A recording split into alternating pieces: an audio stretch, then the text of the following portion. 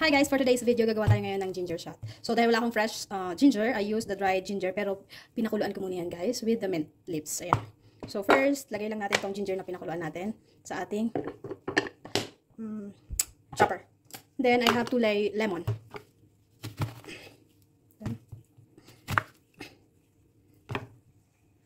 So ang gagawin ko sa lemon is squeeze natin.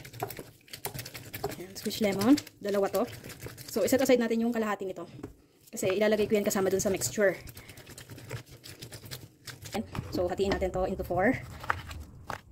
Here's our pepper. Yeah. Then also, our orange. Ayan. So, ito. Chop ko na to. Apat na yan. Lagay ko na to sa chopper natin. Yung kalahati is, lalagay ko siya dito sa ating lemon juice. Orange and lemon juice. Then, i-add din natin ang ating pinakuloang mint leaves.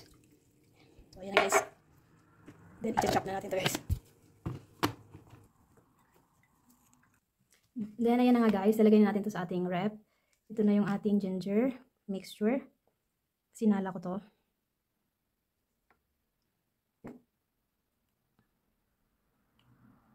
Tapos, everyday lang natin to iinumin. Then we're gonna put this on fridge.